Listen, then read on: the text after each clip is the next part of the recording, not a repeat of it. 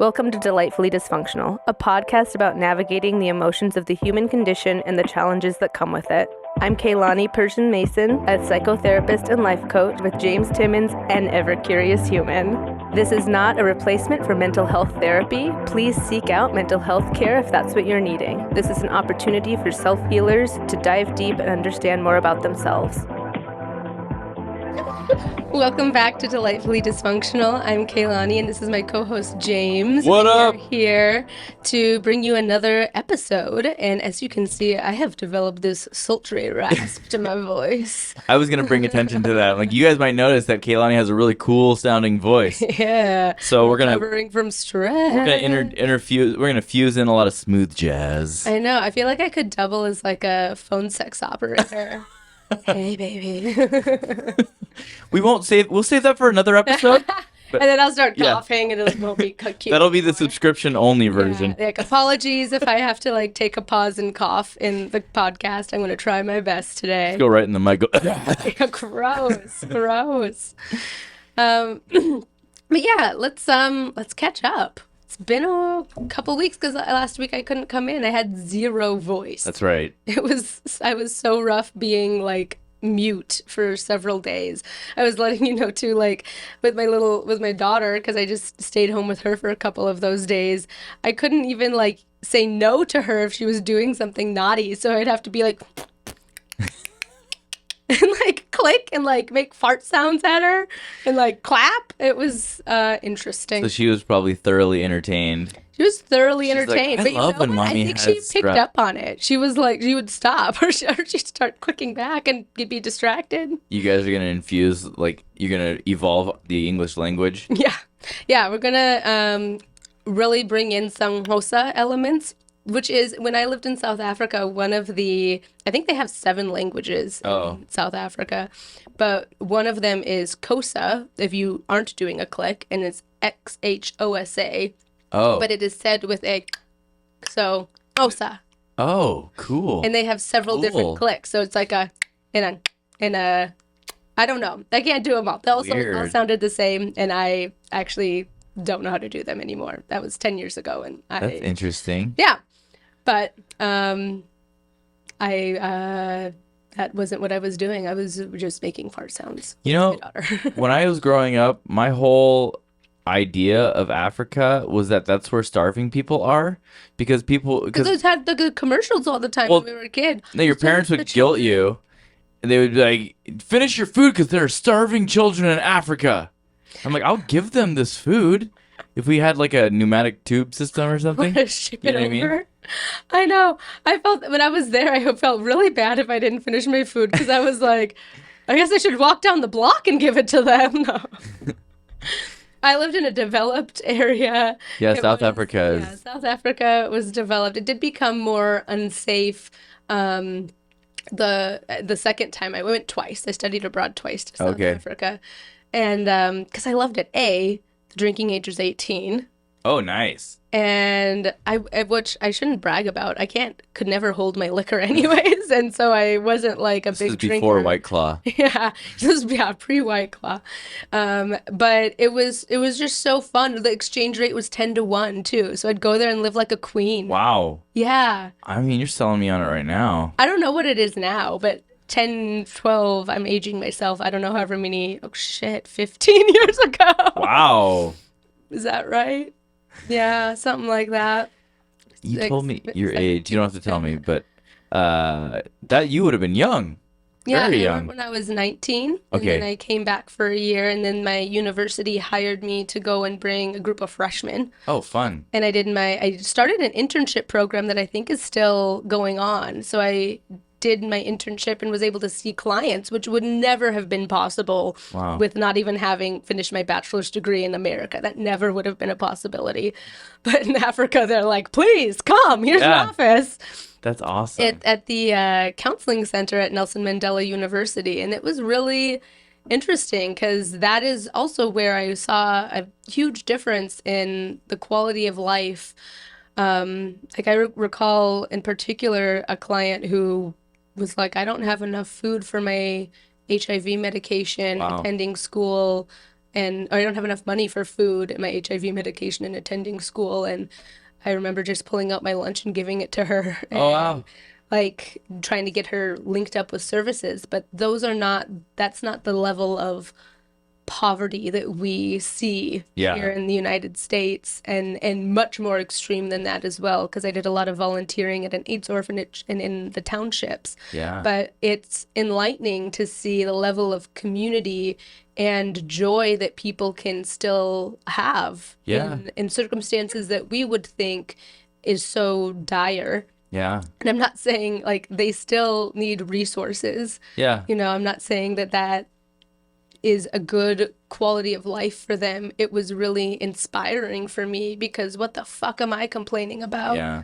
If they can find joy in those little moments, then surely I can pull my head out of my ass and Yeah. find some joy too. So Yeah. it was a good lesson. Yeah, I did a little bit of, I was involved with like this one ministry that was involved in putting wells in Africa. Mm-hmm. And it's crazy, like there's some areas that they walk like a couple miles a day just to get the water ration of the day. And so it's like really important for wells to be drilled everywhere, Yeah. But just the like how remote and like scarce their resources are over there. It really does change your perspective.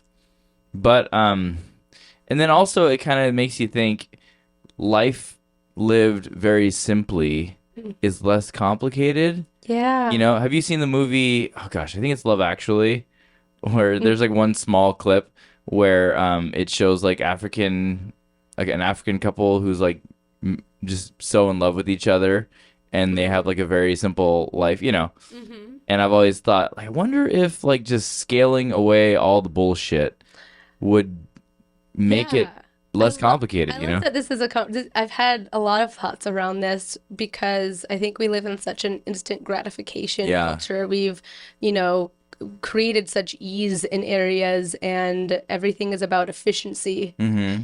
And when you have to slow down like that, it infuses so much more purpose into the actions that you do. Yeah. If you have to walk a mile to get water. Yeah. If you have to harvest your food, if you need to fish for your fish, and there's a joy in that I think that we miss out on when we have things so readily available in entertainment, so readily available, so many agents to numb ourselves, so readily available that we're not really in the present moment very much. Yeah. And I think that a simple life gives you that. I have a lot more gratitude for my upbringing as I reflect and as we do this podcast too, because even though I really complained about it, sorry, Mom, like I grew up on 50 acres of land with a river behind my home in a 100-year-old farmhouse, eating vegetables that my mom grew, with bison roaming in our pastures when I woke up in the morning. Wow. And that's the meat that we ate, and we got farm fresh eggs from our neighbors, and there was simplicity. We didn't have cable. We had 2 channels that came in maybe if we weren't in a blizzard anyways. Like because there were so many blizzards, like power outages were common. So there were a lot of things that I don't know, you were grateful for the little things. I mean, gosh, I can't believe we didn't have a garage either. I'm going to just go on this rant for a moment because like having to warm up your car when it's 30 below winters, and like I remember there was one time at least a centimeter, maybe more than that, of like sleet ice all over my car, and I let it run for like at least 30 minutes and it still was not melting, and I had to go out there with a scraper and just like like chip away, but I was going at it with so much force. It was like I was murdering someone. But when you have to work hard to just do kind of normal things, you have a lot of gratitude too. Yeah, that's really interesting. But being raised in it, you probably were just like, you probably desired something I else, mean, right? being raised in it, I'm allergic to everything. So I was like, I was a kid stuck in a book who Yeah. liked choir and was allergic to everything. So being in it and being on a farm, I just felt like I wanted to be indoors because otherwise I was always sick. But I didn't have the same gratitude by far at all as I do now, and Yeah. and that's been a really fun, like talking more about my childhood and reflecting more on the time that I lived in Minnesota, which I'm realizing, in the grand scheme of things, wasn't that long, but it felt like a long time when you're a Yeah. kid. I have like so many people from my past coming out of the woodwork. Like last night, my first boyfriend sent me a message on Facebook, and Oh I didn't boy. realize he lives in Chelan. Oh no. Oh, well, I say I don't even know. I didn't even count him as my first boyfriend Oh. actually because I think it was like a week or two and maybe one kiss. I don't think that counts. You know what I mean? Zach, how do you feel about one of her exes sliding into her DMs? Oh, I was so angry. Oh my God. It was so funny. No, Zach's I like, hope this is the first time hearing about this. Where's he? He lives in Chelan? Where in Chelan?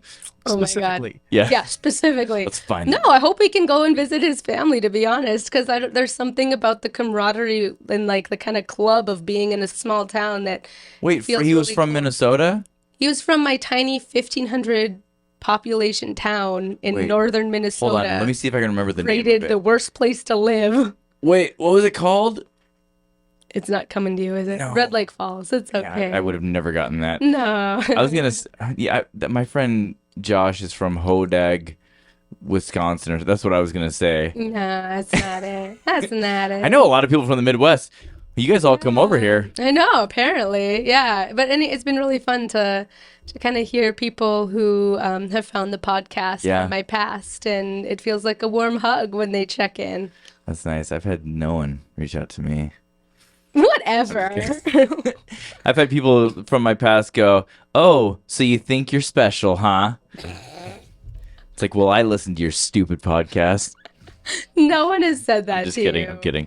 Oh, but also, you've lived in one place for a long time or for most of your life, and I've Yeah. hopped around quite a bit. That's true. Well, I mean, I was a military kid, and then my dad became reserves later. So then I moved around a lot when I was really young, but didn't really make any friends. You know? Yeah, when you're little, yeah. Yeah.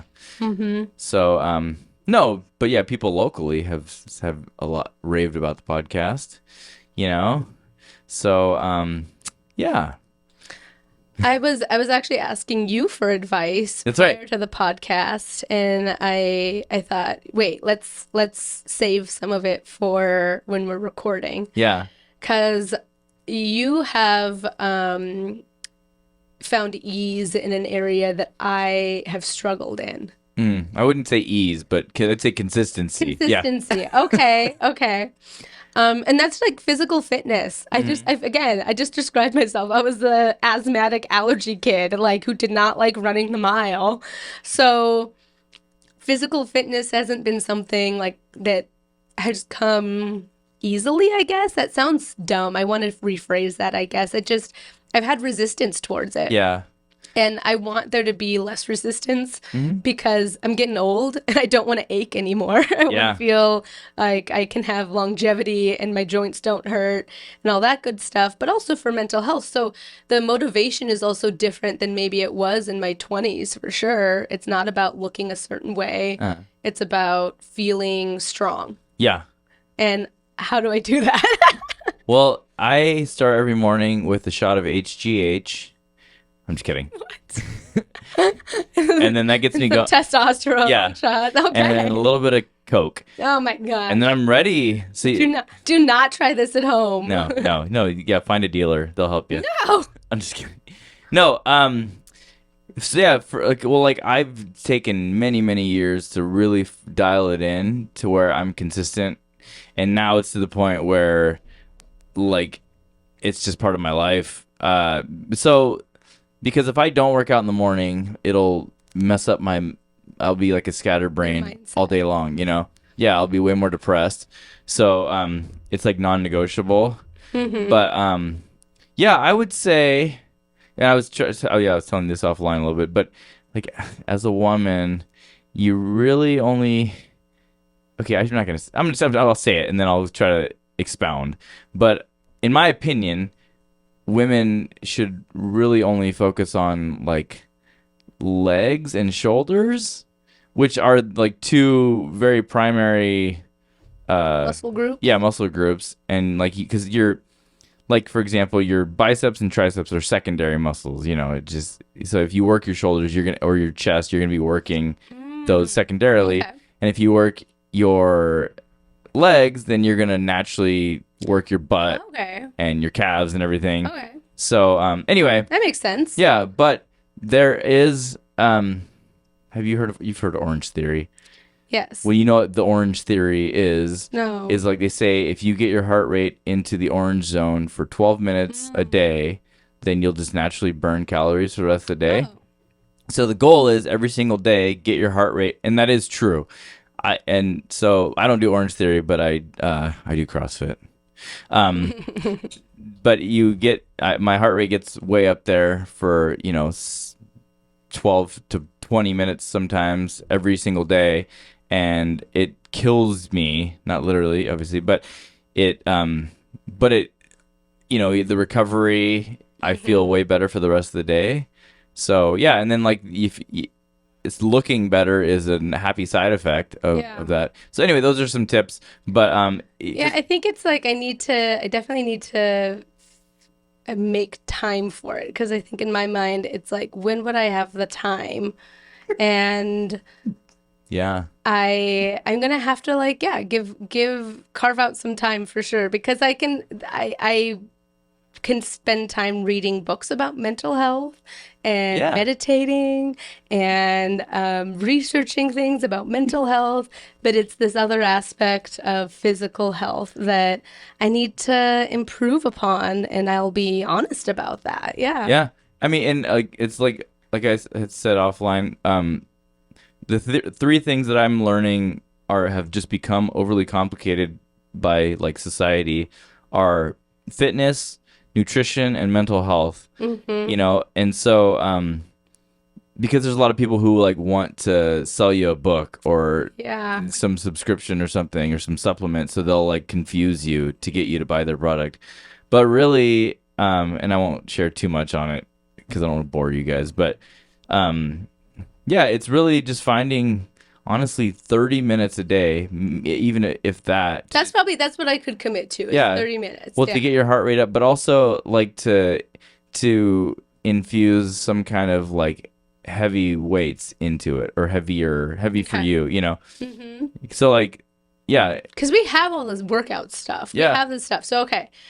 I feel like I've put it out into the ether. I've spoken it out loud. Maybe it'll help me be more accountable. Just Google like shoulder and leg workouts just Google that, and then do a shoulder workout today, legs tomorrow, and cycle back and forth. Okay, that simplifies it actually a lot for me. So I'm going to give that a try. Okay. I am so happy that Zach and I have really started getting into bike rides with our kids. Okay. And that's been super fun. Yeah. Or even, like, I don't enjoy where we currently live here in the Tri-Cities. The hiking is very dry and like sagebrush. Horrible, yeah. We're going to run into a rattlesnake probably. And both Zach and I are allergic to everything in the Tri-Cities. We're super cool allergic kids. And we've started to go on road trips for an hour or two outside of town to find better hikes. And that's been super fun. So I like things like that. And I like gardening, which requires you to like squat and do things like that. But I think I maybe overemphasized like not liking physical activity. I like physical activity with a purpose. And so but you can't do that every single day. Yeah. And I need workouts from home that supplement that. So that's helpful. Thank you. Yeah, for sure. But anyway, we haven't really said anything funny. I know, we've been opener. lame. Sorry, guys. Let's spice it up. Gosh, do I have any jokes? We don't have any jokes. But yeah, I saw you guys went hiking for Mother's Day, Yeah. right? What is it, It's really Umatilla? pretty. Yeah, the Okay. Umatilla National Forest in Oregon, which actually I didn't. So that's over in the Blue Mountains, Nice. and the Blue Mountains hosts our largest organism on Earth. Did you know that? What? It is a mushroom, and the mycelium from the mushrooms, which is kind of the interconnected network Ugh. that spreads under the ground. Why do you say, oh, it's so cool? I'm just imagining the fungus roots and it reminds me of the Upside Down from Stranger Things. You know? I mean, mycelium does kind of look like the upside down. That's true, like the fuzzy kind of stuff. But I think it's so cool. The mushrooms are actually kind of a combination of we have more genetic compatibility with mushrooms than we do with plants. Oh my gosh, this would have been a And- perfect segue into our guest that we were supposed to have today.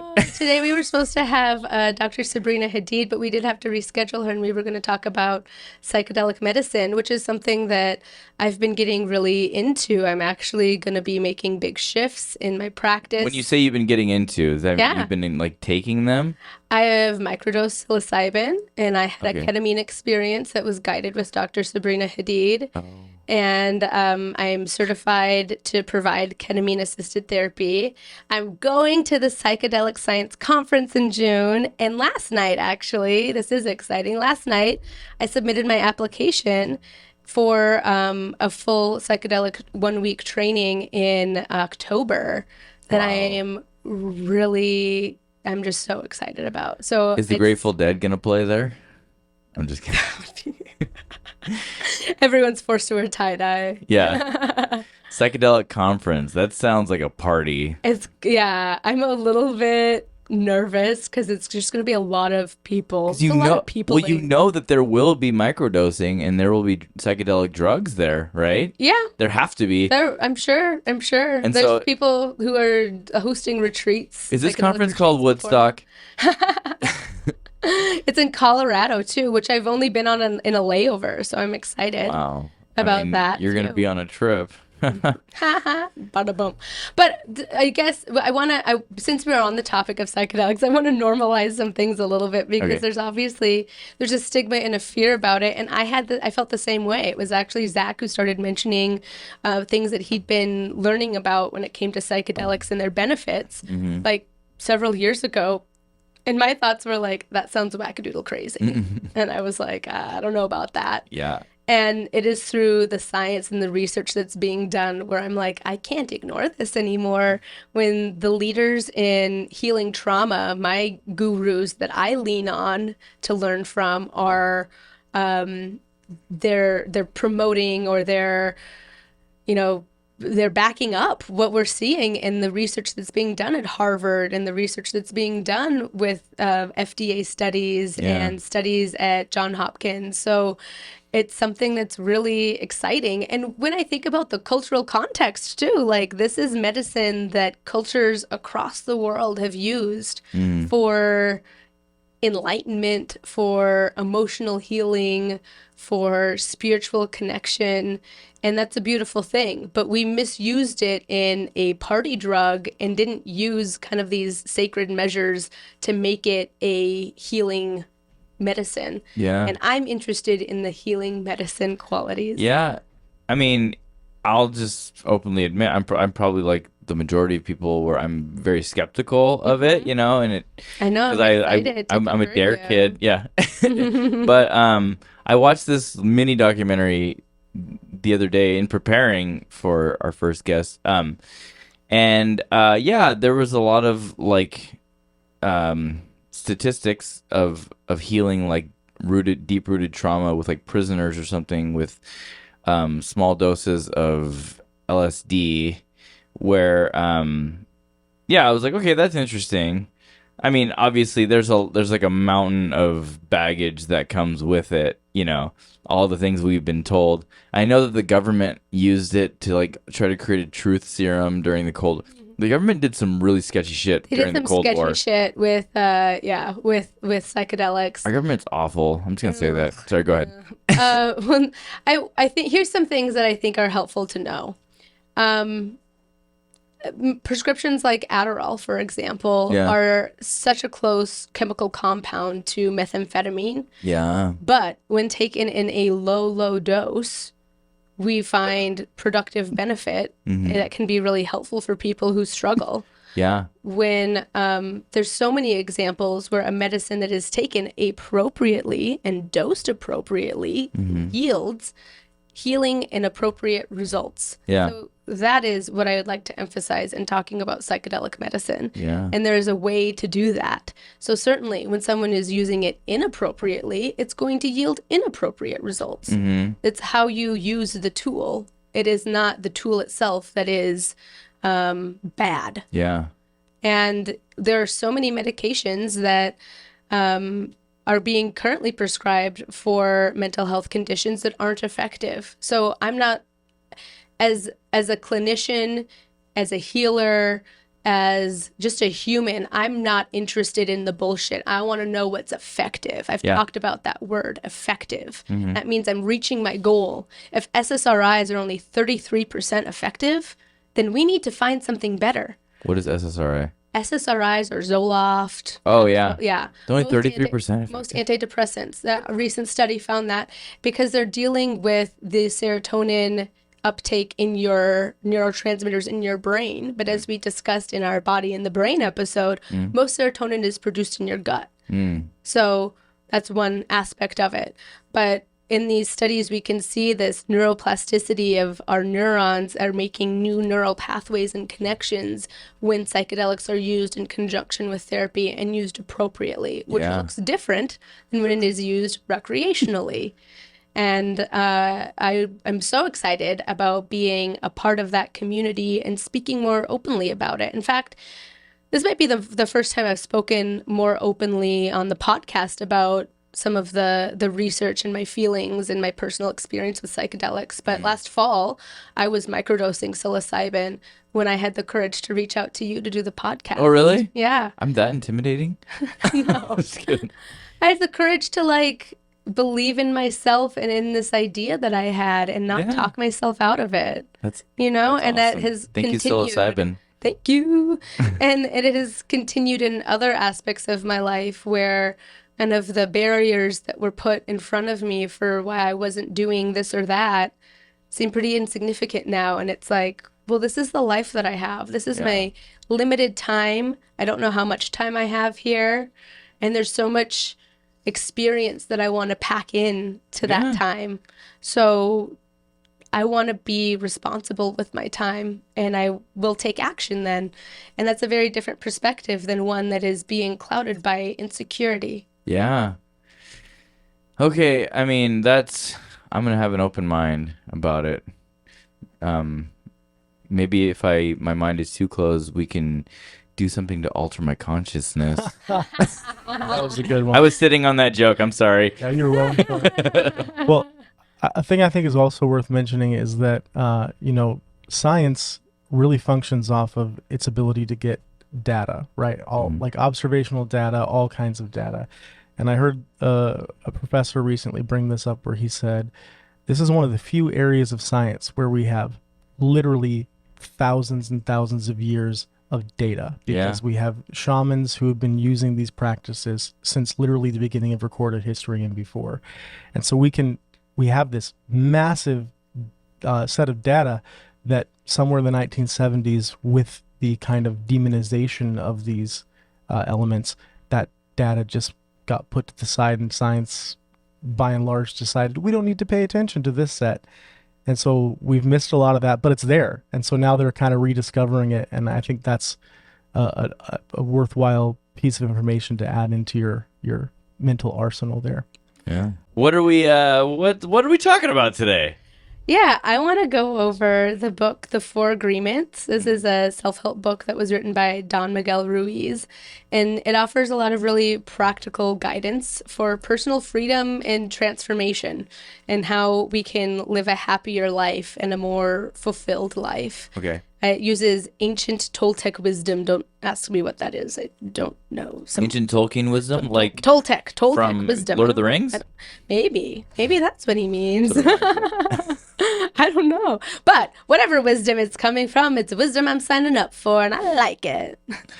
And these are things, too, that I feel like sometimes you can know something and believe it, but the practice of it is more difficult. Like, I know that working out is only going to improve my life and my longevity. Yeah. But the practice of it feels more difficult to follow through on. And this is where, again, I felt like psychedelic medicine was able to help me really live my truth when it comes to this. But the 4 agreements are, and we'll break them down. Okay. Well, we'll just go in order. The first one is be impeccable with your word. It emphasizes the importance of using your word wisely and with integrity. Words have the power to create or destroy, and being impeccable with your word means speaking with truth, honesty, and kindness. Avoid gossip, lies, and self-judgment, and use your words to uplift and inspire others.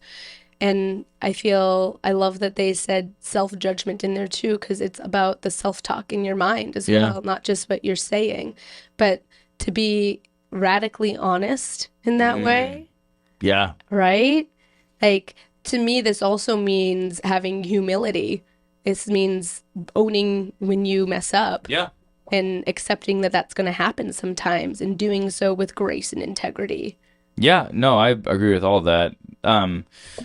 There's a Bible verse that says, "Let your yes be yes and your no be no," where it's just like, speak plainly and truthfully. Don't be like deceptive. So like all that stuff. That makes perfect sense. And then, yeah, that's really been a theme in my life. You said, what was the term you used? It was like Toltec? No. yeah. No, it was like brutally honest or something like that. Radical honesty. Yes, radical Right. honesty. That is, because when I think of that term, and correct me if I'm wrong, but it's like, just tell the truth regardless of the consequences, right?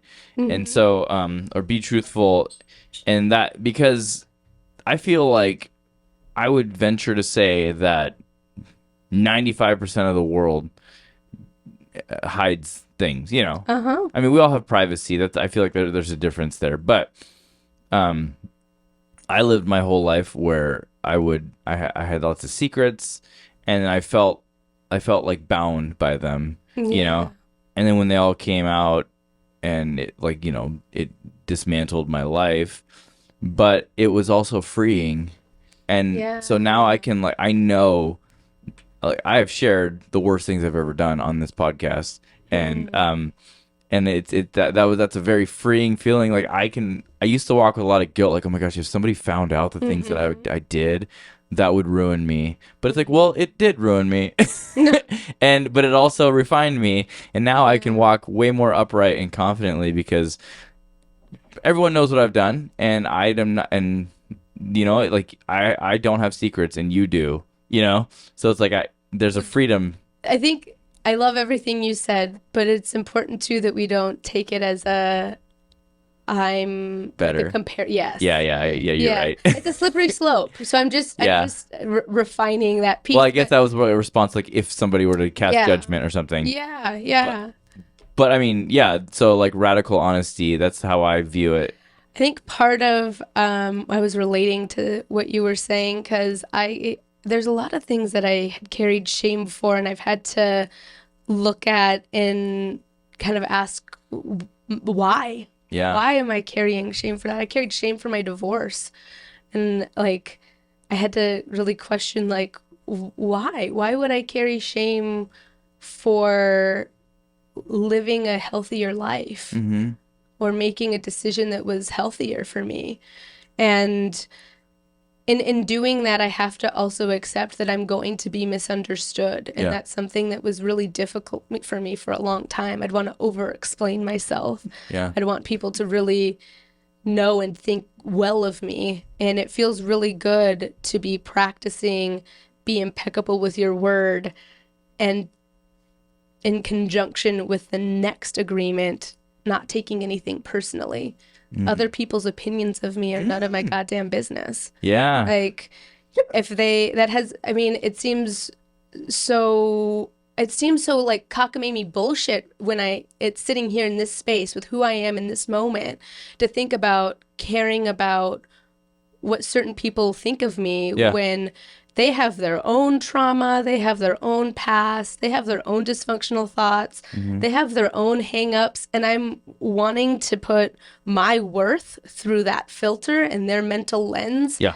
and hold space for their opinion of me. Yeah. That doesn't make any sense. Yeah, that gets you stuck in people pleasing. Yeah. And yeah, that's been the greatest thing I've wrestled with over the last couple of years. But I feel like I have emerged victorious over that battle because, yeah, like you said, people's opinions of me are none of my business. But it's like one step further, it's nothing. It's literally nothing. If somebody has a problem with me, they have a problem, not my problem. And I'd love for them to bring it up with me. Yeah. Here's the thing. I guess I also have a lot of humility. If someone were to say something, I would own it Yeah. if there was something I did inappropriate. And also, it's not that I don't care, as in I don't care if I've hurt someone's feelings. Yeah. I'm an incredibly considerate person, probably overly considerate sometimes, is what my husband would say.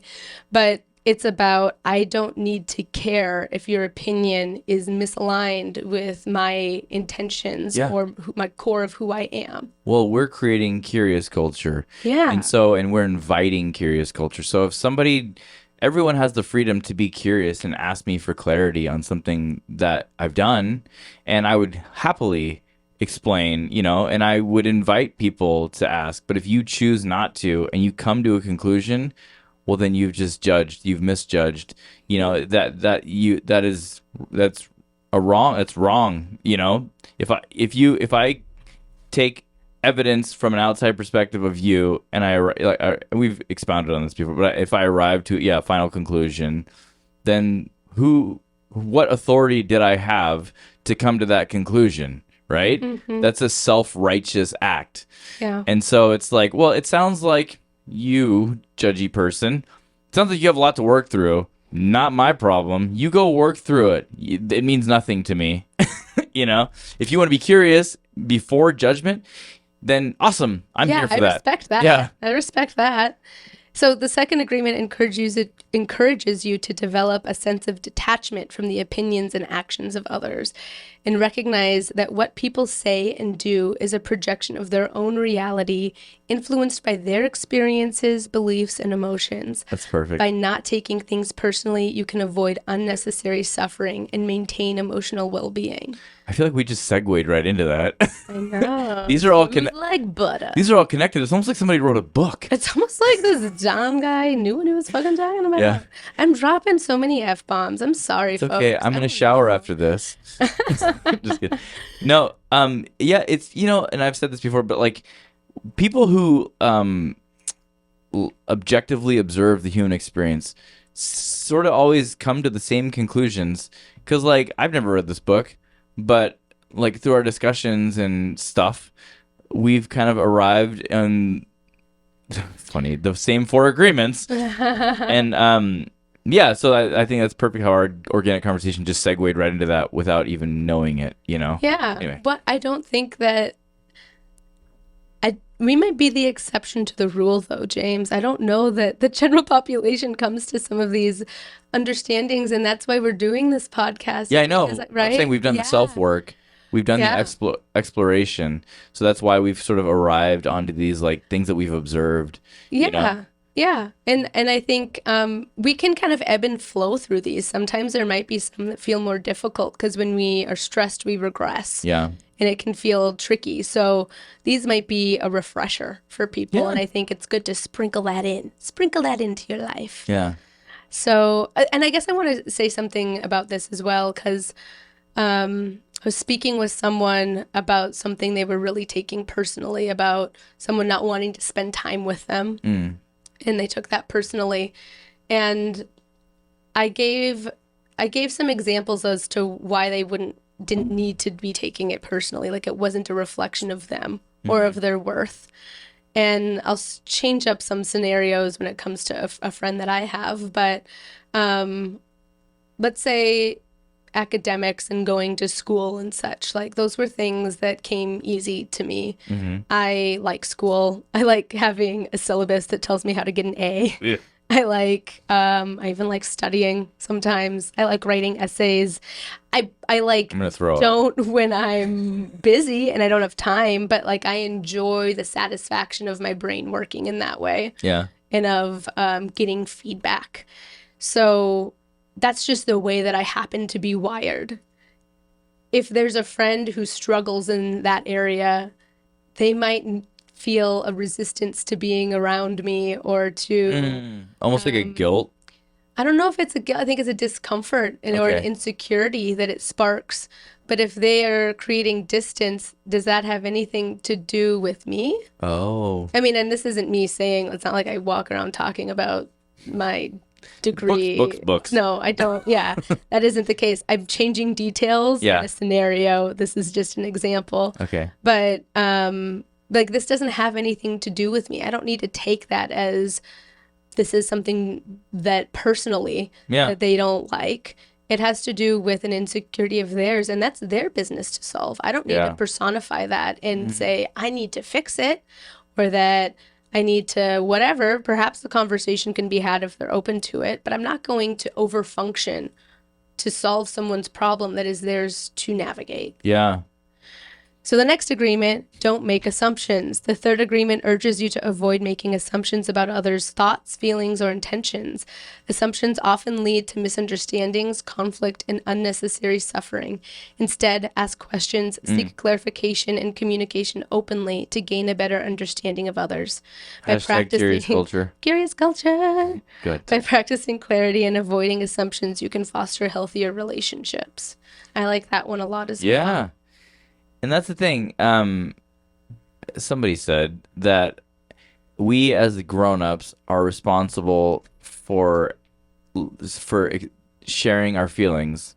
You know, like if we have an issue with someone or something, then it's our responsibility to express that, or just how you're feeling, because like we're not mind readers, Yeah. And then also, like, okay, I had this friend who there were people gossiping about someone, and this friend told that person, but like the gossip, and I know that the gossip is wrong, but the gossip was done in like a place of confidentiality, and so they were upset with his friend for like doing that, and I was thinking, there's almost like this weird, I guess, chivalry, for lack of better terms, that people think, like, if somebody's talking shit about me, and then a friend comes to me and says, oh, all these people are talking shit about you,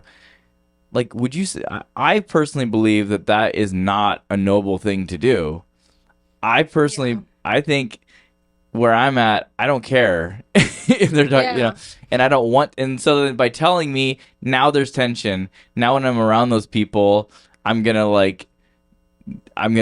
know that like they have negative opinions of me, when I would have been way happier not knowing it, just being oblivious to it, because at the end of the day, it really doesn't matter how they feel. That's their issue. So I don't know. That was just something I was thinking about. Yeah, no, I think that most of the time that's how I feel too. I suppose there's might be exceptions to that, but yeah. I mean, I guess if someone told me, it might give me a heads up to create distance with them, just because, if someone is choosing to think X, Y, and Z instead of coming to me or feeling that they can't come to me, then I don't know. It might make me question how much I want to invest in the friendship, I suppose. But yeah, in general, it's like I find that to be equally as gossipy, I guess. Yeah. Well, I mean, my response, though, because people have told me this about like people talking shit about me, my response is usually to go to the people and say, hey, is there something that misunderstanding? I love that too. I like to hit it on the head. Yeah. Like, and I don't know. I noticed there's a lot of people who are so much more passive. I think part of me thinks I would really appreciate a more direct culture, like, well, clarity. Yeah. I mean, clarity is kind. And I think we try so hard to like not offend or not say the wrong thing or not talk about something too deep. Yeah. And if we're doing that all the time, then what's real? Yeah. So I would much rather, and which is, I guess, good for my line of work because I'm quite clear and upfront with my clients about like, we're not going to beat around the bush. So Yeah. tell me more about this. Yeah. I mean, it's healing. Honestly, my take is that you need all the information, And so, like for people, sorry, I can't talk today. People pleasing, for example, you're really just kind of living by how someone else's rules. Yeah, and that you're projecting that Exactly. are right. Like you're just making assumptions. Yeah, like, oh, I need to do this so that they think a certain way about me. And it's such a tragic way to live because it's inauthentic. Yeah, but then I feel like most people live that way. Yeah. And so then if you are a people pleaser and you hear about people talking shit about you, then that is like the ultimate offense, Yes, I remember that being such a huge bother for me for the majority of my life. Well, like majority of my life I confirms was your not. anxieties, yeah. Yeah, and it felt like that opinion, that negative opinion meant something and it didn't. Right. But I mean, I feel like to get to that level of understanding where, outside opinions have nothing to do with you, to get there takes a lot of like dismantling, almost like this like societal worldview that we have created, and especially owning a business or being an independent business person or whatever. I was constantly told, like when I had my moral failure that, like, oh, James, you just got to go change the opinions of everyone, and I'm like, no, I don't. Fuck their opinions, But I think it's a mix too, because I would never want to give the impression that you 100% shouldn't care. Yeah. In the sense that if someone that I love, care about, and I value their opinion tells me something that I did or said that was hurtful or created some kind of pain for them, I would want to understand. Yeah. I think I have an exception. And so, there's a situation that happened with a friend that I sit with sometimes still in wondering how I handled it. Where it was like through the course of a year, I was asking them to follow through on something. We were also kind of intermingled some business. So from a professional level, I was asking them, hey, can you tell me this? Can give me updates, which I felt that professionally was appropriate for them to give me some information. And I was really strung along. And then I felt in this friendship, if I did the slightest thing that was forgetful and an honest mistake, I was villainized. Like the attitude, there was like silent treatment, there were contemptuous looks, and it was like so imbalanced to the point that even when they explained some of their hardship that had been happening, my conclusion was, there's nothing here in this friendship for me because I don't think that's something that you can change. You can't give me grace when I've given you grace. And I don't think that you're capable of seeing it. And so even though when they shared their hardship, I was going through my own health issues and my own stresses, and my thought was, I don't have the energy for this. I can't do this. I now do have the energy. So when I reflect back, part of me does feel bad because I care about them and I feel badly that they were going through a hard time. I also think that professionally and as a friend, I was owed a lot more than I was given. And the end of the friendship was the right call. I feel bad that maybe I didn't give them compassion for their hardship, but I think that at the time that's what I had to do, I guess. Yeah. And so I feel a little bit torn about that sometimes. I mean, it sounds like you created a boundary. I did. And it sounds, if somebody was sort of draining your energy, even if it was for a season, I mean, who knows? Maybe it's one of those where you come back in a healthier season and then you guys are compatible again. But at the same time, like, if you don't really miss them, then I was just like, I need people with integrity in my life. It is such a high characteristic and quality that I value, Yeah. that when I don't see it, it kind of disgusts me. Well, people without integrity, if you surround yourself with them, you have confusion and so many questions, and you're always self-conscious that like there's backbiting and betrayal happening, And so no, I feel that 100%. That's a very healthy way to live, Yeah. So our next one, always do your best. I think I did my best in that scenario. Wait, you listed 4. That was the 5th one. No, we've listed 3. Be impeccable with your word. Oh. Don't take anything personally. Don't make assumptions.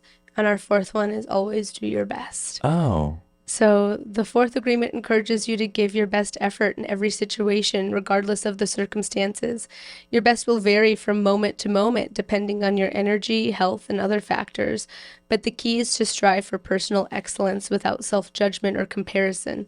By doing your best, you can live with a sense of fulfillment, free from regrets and self-criticism. By embracing and practicing these 4 agreements, you can transform your life. Cultivate self-love, respect, improve your relationships, and create more joyful and authentic experiences in existence. And I think it's true. Absolutely. Yeah, I mean, all you have is your next move. I'm paraphrasing something I heard recently with that. And that's so true because, I mean, we a lot of us live in like the guilt and regret of the past, but that's so unproductive. There's nothing, I mean, you can learn from it, but all you have is the moment right here.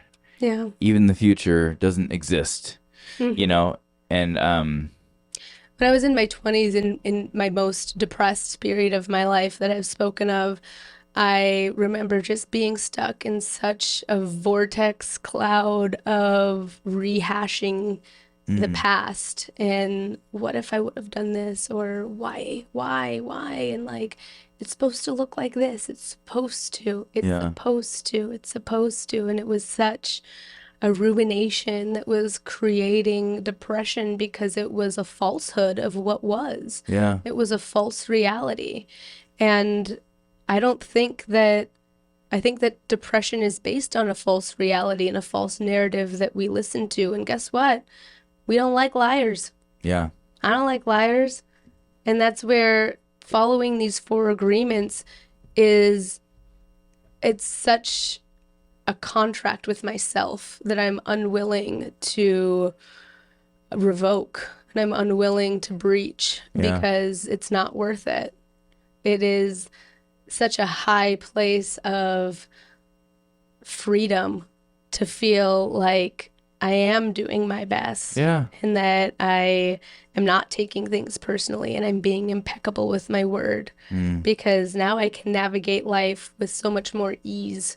And I think when we are busy tracking the lies that we're telling or the lies we're telling ourselves, it gets real muddy and unpleasant. Yeah. And also, it frees you from like the outside criticisms, because it's like if somebody has a negative opinion of you and that means something to you, well, then you can honestly say, I'm doing my best, like I'm living with integrity, all those things. And if they don't see that, then that's just a lack of sight on their part. When you live through these agreements, I think that it makes your defenses hopefully come down so that if someone were to have an issue, you can talk about it.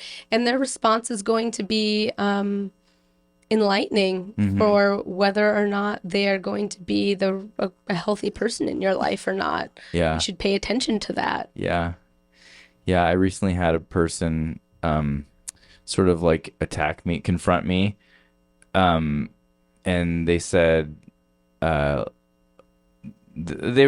won't get into details but they basically like said all these untrue things to me, and I said I'm doing my best, and then they started trying to gaslight me after that, because that was like you can't really argue with that. So then the strategy, this is a person who hates me, and the strategy was like, well, I want to hurt you, so I'm going to make you feel stupid in this moment, I'll share offline because you're probably really interested.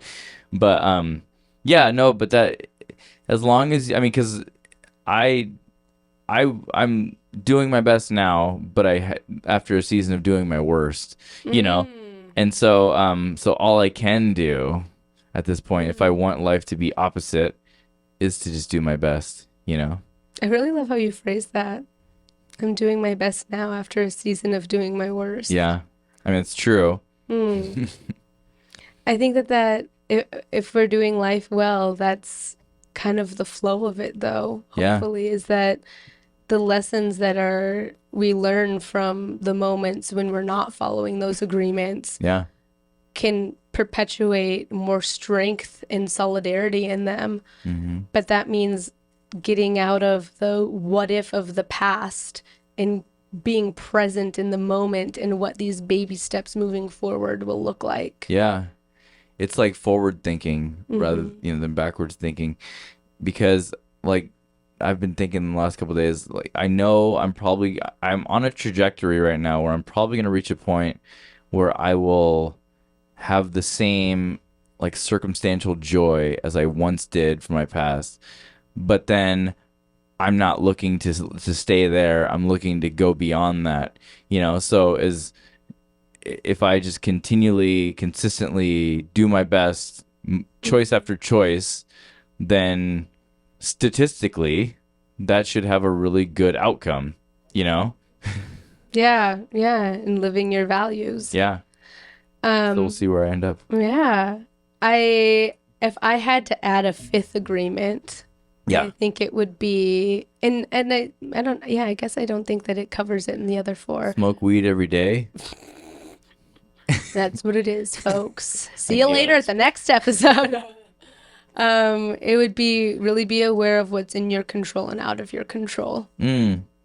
For me, I think at an early age, and I realized that, and it makes you feel more in control of what's available to you. So, for example, oh gosh, there's some examples I feel like I can't share, but I feel as though, like the economy, I have nothing to do.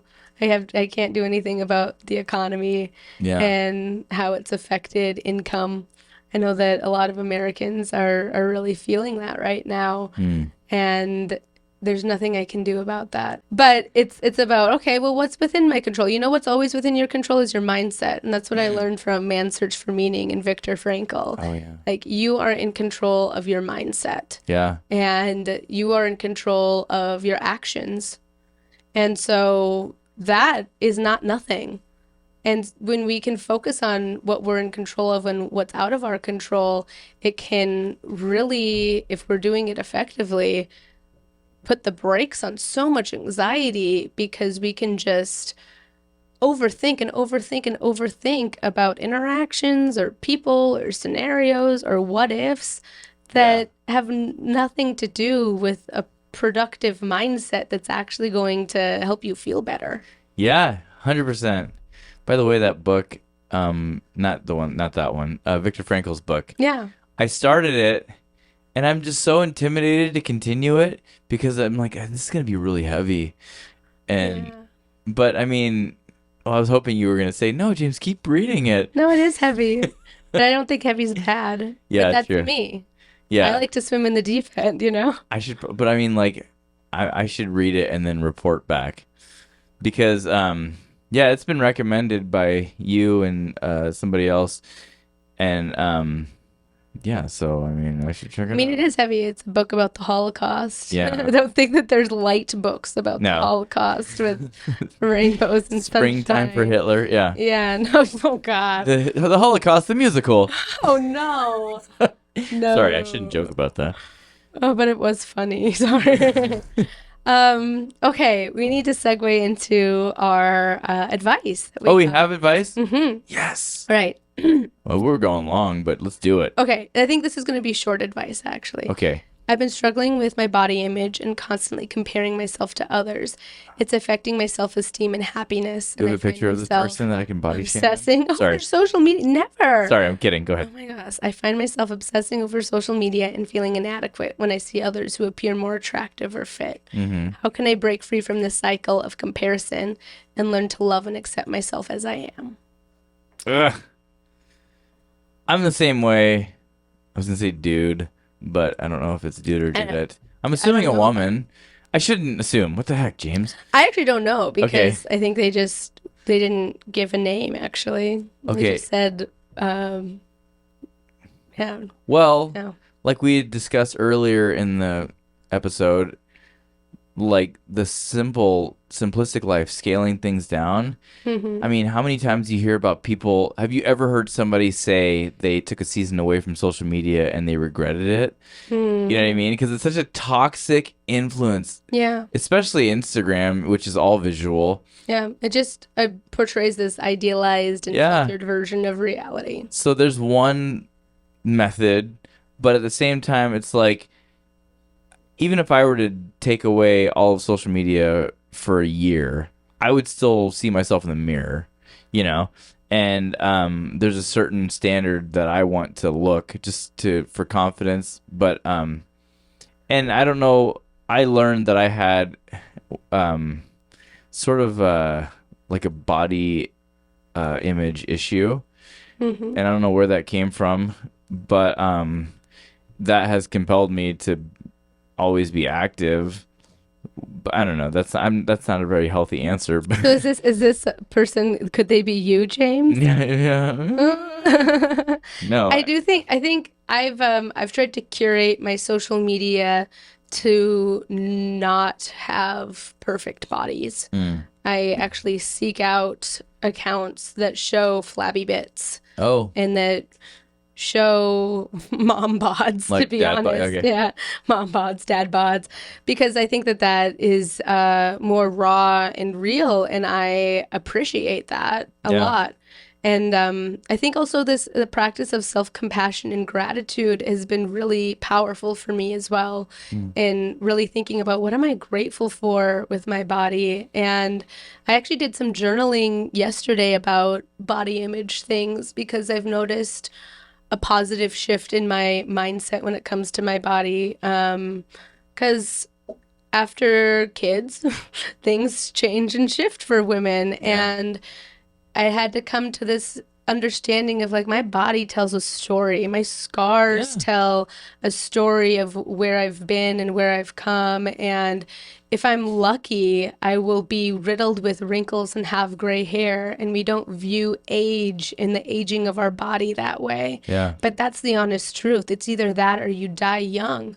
It's either that or you die before you want to. Mm-hmm. So I want to start seeing my wrinkles and my stretch marks and my flabby bits as, just a journey that my body is on. Yeah. While simultaneously trying to take good care of it. So I think it's a good practice to find body gratitude, not just with like, oh yeah, I really like how my biceps look, or I like, this muscle group is looking really great, but I love the ability that I have to get up out of bed on my own Yeah. and to get myself ready for the day, because some people don't have that privilege. Yeah. There are people with disabilities who need help, and it's a real gift that I need to pause and be grateful for, or else I end up having perhaps a negative mindset. Or I'm really grateful for the gift of grateful for my voice. And that's a part that my vocal cords are healing, because it was hard to not be able to communicate, and I have a different kind of level of gratitude. And I know that those aren't things that necessarily are like the body image areas one would be critical of. Yeah. But I think it still is a really important piece. We shame our body all the time to not look to basically not look like we're 25. We're shaming ourselves all the time that our bodies don't look like they did in our 20s. Yeah. Or in our teens. How silly. Yeah. Well, and honestly, I had a thought. I just lost it. What the fuck? Yeah, we were talking about fitness earlier, and it's really a shame. I'm so sorry, Keilani. I had just lost the thought. I think that fitness culture has been maybe a part of, for me, as we're talking, this is enlightening. It's been a piece where I've been resistant because I think I view fitness culture as being body obsessed. Yeah. And I don't want to be body obsessed. Actually, that was where I was going to touch on. Yeah. And so therein lies some of my resistance where I'm like, oh, I don't know. Like, I think I'd prefer to go to like the old lady, like pool aerobics because I wouldn't feel that way. It would really truly be about mobility Yeah. and strength, you know? Yeah. Well, and I mean, if you go look at like bodybuilders, the absolute like deprivation that it takes to achieve that, it ruins your quality of life because it's like tonight I plan to have burger and fries and a couple beers, and I'm looking forward to that all day long. If I was bodybuilding or cutting, I wouldn't be able to have that for a month, you know? And so there's like a certain level of you have to trade off your quality of life to achieve a perfect body, and then that is so temporary. Like bodybuilders after their competition, they'll go binge because they're just so miserable and so hungry. Like, have you seen Top Gun Part 2, Maverick? Which I haven't seen it. okay, I have. I'm not going to take my hot take, but I think that movie's overrated. But the behind the scenes is a volleyball scene Montage. Yeah, where these guys are all Oil. greased up, and yeah, like, and then they're interviewed about it, and they're saying like, we had to starve ourselves for like 3 days. We were all dehydrated. We were like in ketosis, and like they were all miserable. And they said, so after that scene, we had to take it like a bunch of times, and after that, we just like all went and had burgers and stuff. And I'm like, women drooled over that scene, you know, but it's like you're watching these like starving people parade around. It's not reality. Yeah, you know? yeah, it's not reality. And I guess like that's the other thing that I think where I've had some resistance. Like when I think about my schedule and where I would pull time from, I'd be pulling time from my family time to go to the gym or to work out. And I have to kind of work around that because it is self-care. Yeah. So this is my own hang up in some ways too. But when I think about people who are spending copious amounts of time in the gym, I'm also thinking about what are you giving up? Mm-hmm. And here's the thing. If you are a gym rat and that's your thing and you find a love for it and you are, you know, there's a way that you found a healthy balance, I'm not trying to diss it, and I would love to be more curious and understand, to be honest. It's clearly not not an area where I've been able to thrive, but I don't know. I think there should be a balance in looking a certain way doesn't equal being healthy. Yeah. Well, and then on the flip side, being fit and in shape and having your nutrition dialed in is way more simple than people realize. And we should probably do an episode in the future all about fitness and nutrition and its effects on mental health or something like that. Mm-hmm. But that'd be interesting. So, but yeah, it's really because like the way that I like my goal with fitness is just to always be in good enough shape to where if I wanted like a perfect body, I'm only like 2 weeks away of starvation or so, you know, of a diet. You know, so just always stay close, you know, and so and that's it's actually really simple to get there, you know, and so yeah. Don't starve yourself, James. No, I'm gonna bring you some cheese. I was exaggerating. But you're only 2 weeks away from that volleyball montage. Yeah. I should Thirst trap. I should spoof it with a bunch of dad bods. Yeah. We have to, oh my god, I just pictured like. I just snorted, damn. I just pictured like that being, I don't know, an ad for our podcast is James all oiled up playing volleyball, and I laughed in my head. Well, I mean, ladies, comment if you want to see that. I'm not saying that's what I want to see. I just, as we were discussing it. And then all of the ladies would be like, oh my goodness. Those Houston fans. Houston, what up? Turns out Phoenix is now like in our top 5. Phoenix is, Ooh, Phoenix. yeah, but Phoenix is a big city. It's like the 4th most populated city in the Nice. country, apparently. Actually, dear listeners, we would love to get more advice from you. So, in our link tree, which is linked in the podcast description or in the YouTube description or in wherever you're finding us, there's a link where you can write in and give it or ask advice from us, and we can give you non-therapeutic advice. I do not have my therapy hat on when I do the podcast. This is my Keilani podcaster hat, but we love to share that space with you and try to provide our best advice that we can. Also, we so appreciate when you like, comment, and subscribe. We enjoy that community with you and just kind of building and growing this curious culture. Let us know what new topics you might want to hear from that we haven't covered yet. Yeah, at Delightful Pod on all the platforms. Social media platforms is where you can find us. So, yeah, we drop reels every other day, right? Yeah. You're the one who does it. I don't know. I show up and talk. Yeah. Every other day, there's a fresh reel for you guys. Yes. Thank you so much for spending time here with us and joining us on the podcast, dear listeners, delightful humans. And my voice is about to give out, so I'm going to give you a little bit of this. And we'll see you next time. I'll put in smooth jazz as the outro. Ooh, yes. See you later. Bye. Bye.